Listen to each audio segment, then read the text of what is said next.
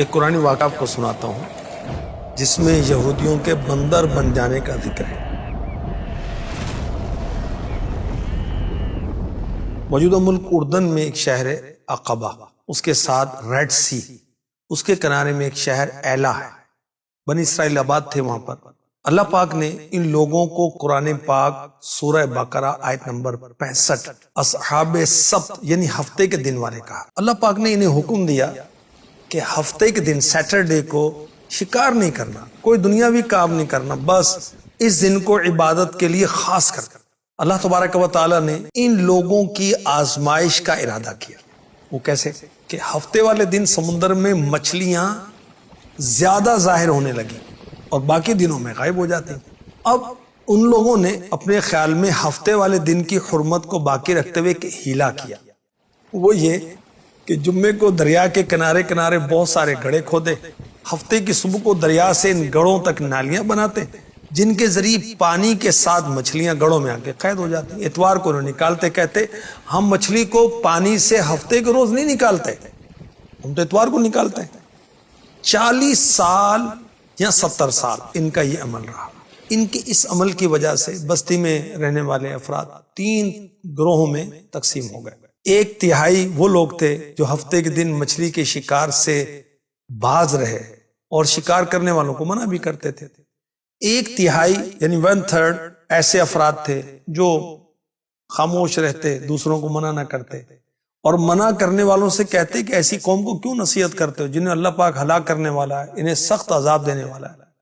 اور 1/3 یعنی 1/3 وہ خطا کار لوگ تھے، وہ نافرمان لوگ تھے جنہوں نے اللہ تبارک و تعالیٰ کے حکم کی مخالفت کرتے ہوئے ہفتے کے دن مچھلی کا شکار کیا، مچھلی کھائی اور بیچی۔ حضرت داؤد علیہ السلام کی نبوت کا زمانہ آتا ہے۔ حضرت داؤد علیہ نبینا علیہ الصلاۃ والسلام نے انہیں اس کام سے منع کیا اور فرمایا کہ ہفتے کے دن جو تم مچھلیوں کو قید کر لے تو یہ تو شکار ہے، اس سے باز آؤ ورنہ عذاب میں گرفتار کیے جاؤ گے۔ جب مچھلی کا شکار کرنے والے لوگ اس نافرمانی سے، گناہ سے باز نہ آئے تو منع کرنے والے لوگوں نے ان سے کہا ہم تمہارے ساتھ میل جول نہ رکھیں گے۔ انہوں نے گاؤں تقسیم کر کے بیچ میں ایک دیوار بنا دی۔ منع کرنے والوں کا ایک دروازہ الگ تھا جس سے آتے جاتے اور خطا کاروں کا دروازہ الگ ہو گیا۔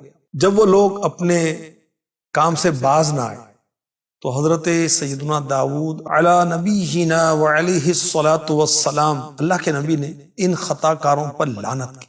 اس لعنت کی وجہ سے اللہ تبارک و تعالی نے، رب جبار و قہار نے ان لوگوں کو عذاب میں گرفتار کیا۔ ہوا یوں کہ ایک روز جو ہفتے کے روز شکار کرنے سے منع کرتے تھے، انہوں نے دیکھا کہ خطا کاروں میں سے کوئی اپنے علاقے سے باہر نہیں آیا۔ انہوں نے سوچا کہ شاید یہ شراب کے نشے میں مدہوش ہوں گے۔ جب انہیں دیکھنے کے لیے دیوار پر چڑھے تو کیا دیکھتے ہیں کہ وہ بندروں کی صورت میں مسخ ہو چکے تھے۔ اللہ پاک ارشاد فرماتا ہے سورہ اعراف آیت نمبر 166، فَلَمَّا عَتَوْا عَمَّا نُهُوا عَنْهُ قُلْنَا لَهُمْ كُونُوا قِرَدَةً خَاسِئِينَ۔ پھر جب انہوں نے ممانعت کے حکم سے سرکشی کی، ہم نے ان سے فرمایا دھتکارے ہوئے بندر بن جاؤ۔ سورہ اعراف کی آیت نمبر 165 میں اس عذاب سے اللہ پاک نے نیکی کی دعوت دینے والوں کو بچا لیا اور مجرموں کو ہلاک کیا، اس کا بیان ہے۔ کہا جاتا ہے ایک قول کے مطابق وہ یہودی جو بندر بنے تھے ان کی تعداد 70,000 تھی اور بچ جانے والوں کی تعداد 12,000۔ یہ بندر بن جانے والے عقل و حواس تو ان کو باقی رہی مگر بولنے کی قوت سلب کر لی گئی۔ ان کے بدنوں سے بدبو نکلتی تھی۔ اپنے حال پر روتے روتے 3 دن میں یہ سب کے سب ہلاک ہو گئے، ان کی نسل باقی نہ رہی۔ ایک شخص نے بارگاہ رسالت میں عرض کی، یا رسول اللہ صلی اللہ تعالی علیہ وسلم، کیا بندر اور خنزیر وہی لوگ ہیں، وہی جو مسخ شدہ قوم ہے؟ آخری نبی مکی مدنی صلی اللہ علیہ وسلم نے فرمایا اللہ پاک نے کسی قوم کو ہلاک کر کے یا کسی قوم کو عذاب دے کر اس کی نسل نہیں چلائی۔ اور بندر اور خنزیر تو ان سے پہلے بھی ہوتے تھے. اب ہمارے لیے کیا ہے؟ ہم کیا سیکھیں؟ ہم کیا سوچیں؟ کہ شہر ایلا والوں نے اللہ کی نافرمانی کی، شرعی احکام کو باطل کیا، حرام چیزوں کو حلال کرنے کے لیے غیر شرعی حیلے کا سہارا لیا.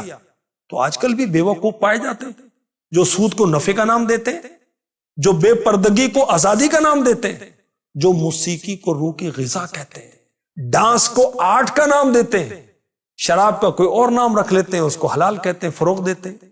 یہ سب حرام حیلے ہیں. اور میرے پیارے نبی صلی اللہ علیہ وآلہ وسلم نے پہلے ہی سے ہمیں بتا دیا، فرمایا جیسا یہودیوں نے کیا تم اس طرح نہ کرنا، کہ تم اللہ پاک کی حرام کردہ چیزوں کو طرح طرح کے ہیلے کر کے حلال سمجھنے لگو.